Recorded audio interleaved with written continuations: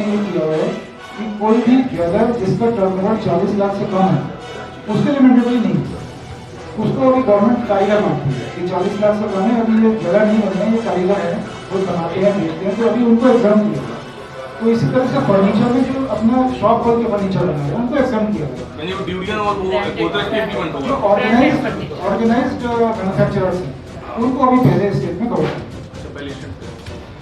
Sir जैसे दीपावली आ रही है तो इस समय लोग चांदी की कॉइन्स लेंगे और डॉलर्स लेंगे, तो इसमें भी HUID नंबर होगा, क्योंकि आप तो चांदी की जो लिए जाते हैं लोग पूजा पद्धति में इस्तेमाल होते हैं, हमेशा इसकी गुणवत्ता को लेकर बड़ा सवाल रहता है लोगों का, इसमें क्या रहेगा? देखिए अभी चांदी को मैंडेटरी को क्लियर नहीं किया, मैंडेटरी नहीं किया है तब तक तो कुछ नहीं कर सकते हैं, लेकिन ये है कि प्रोविजन अभी शुरू कर दिया। और जब ये HUID का प्रोविजन पहले शुरू किया गया था तो उस समय वॉलंटरी था, बाद में गवर्नमेंट ने मैंडेटरी किया। तो अभी गवर्नमेंट की इस बारे में क्या सोच है वो कोई तरह कर रहा नहीं। हो सकता है कि अभी उन्होंने स्टार्ट से कर दिया, रिजल्ट अभी देखते हैं कि मार्केट का किस तरह से बन रहा है, फिर उसके बाद उसको मैंडेटरी नहीं किया हुआ। तो अभी चांदी में मैंडेटरी थी। उत्तर प्रदेश की राजधानी के कंफर्ट इन में जहां पर भारतीय मानक ब्यूरो द्वारा नियंत्रण अभियान को लेकर के, जहां पर आपके सर हमारे साथ में हैं, डॉक्टर विश्नोई जी निदेशक हैं इसके, और वहीं पर सर किस तरह से आज ये प्रेस कॉन्फ्रेंस हुई और क्या उद्देश्य था सर? जी देखिए, इस कोई भी जब हम लोग कोई नई इस तरह की स्कीम्स लाते हैं या कुछ नए हमारे चेंजेस होते हैं तो हम कोशिश करते हैं कि वो प्रेस वार्ता के माध्यम से जन जन तक पहुंचा पाएँ। तो ये उद्देश्य है हमारा। इसमें कुछ जो नई चीज़ें आई हैं उसमें एक तो आपको पता है कि हम लोग हॉलमार्किंग करते हैं गोल्ड ज्वेलरी की। एक स्कीम है हमारी हॉलमार्किंग ऑफ गोल्ड ज्वेलरी की।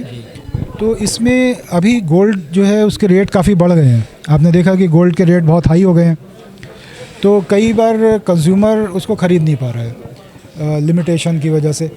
तो हमने उसमें एक नया कैरेट ऐड किया है जो 9 कैरेट है। आप देखेंगे कि सबसे ज़्यादा जो गोल्ड ज्वेलरी महंगी होगी वो 24 कैरेट की होगी, उससे सस्ती 23 कैरेट की होगी, फिर 22, इस तरह से रेट गोल्ड के कम होते जाते हैं।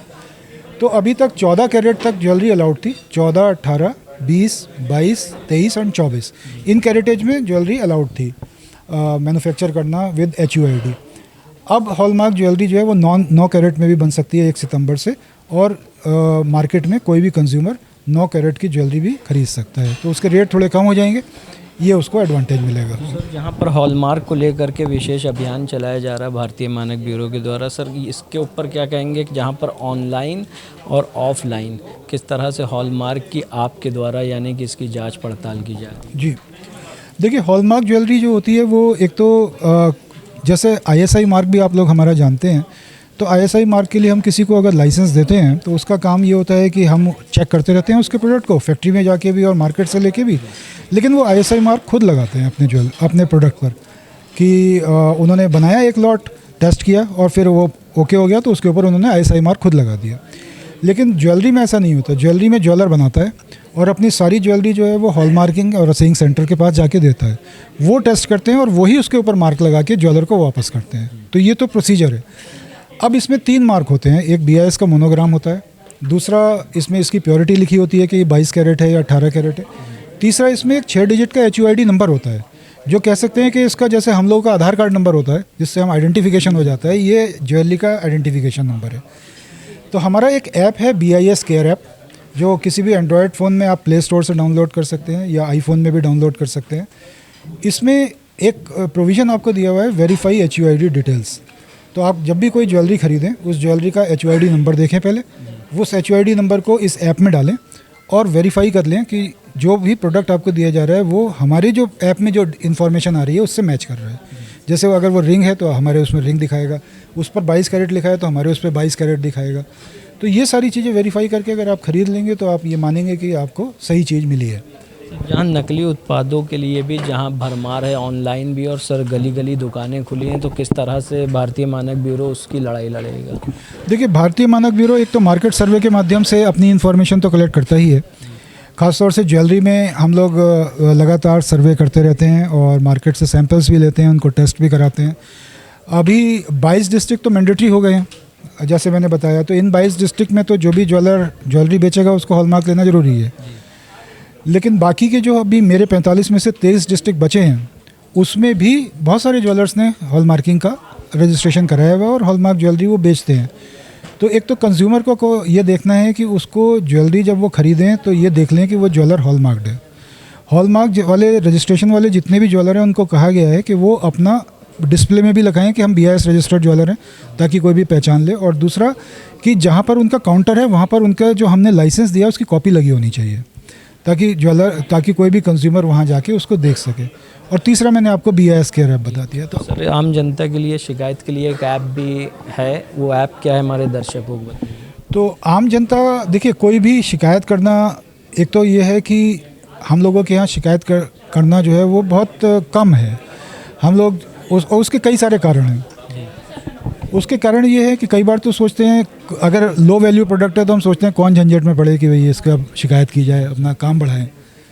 दूसरा ये हो सकता है कि कई बार हम लोग बिल ही नहीं लेते हैं। अब अगर बिल नहीं लेंगे तो हम कैसे प्रूव करेंगे ये सामान हमने ख़रीदा कहाँ से। तो एक तो बिल ज़रूर ले लें, पहली बात। दूसरा काम ये करें कि BIS केयर ऐप जो मैंने आपको बताया, ये मल्टी मतलब इसमें बहुत सारे फंक्शंस हैं ऐप में। आप इसको HUID डिटेल्स के लिए वेरीफाई कर सकते हैं। कोई ISI मार्क आपने सामान ख़रीदा है उसके लाइसेंस नंबर को आप वेरीफाई कर सकते हैं कि आपने ठीक ख़रीदा है या नहीं। तीसरा चीज़ हो गया कि आपको कंप्लेंट करनी है। अब मान लेते हैं कि आपने कोई प्रोडक्ट ख़रीदा और आप कंप्लेंट करना चाहते हैं, तो इसमें एक प्रोविज़न दिया है फाइल ए कंप्लेंट का। आप उसको क्लिक करेंगे तो वो आपसे एक जनरल डिटेल आपकी मांगेगा, आपके नाम के बारे, आपका नाम पूछेगा, आपका मोबाइल नंबर पूछेगा, ईमेल एड्रेस पूछेगा। अगर आपके पास है तो मोबाइल नंबर ज़रूरी है।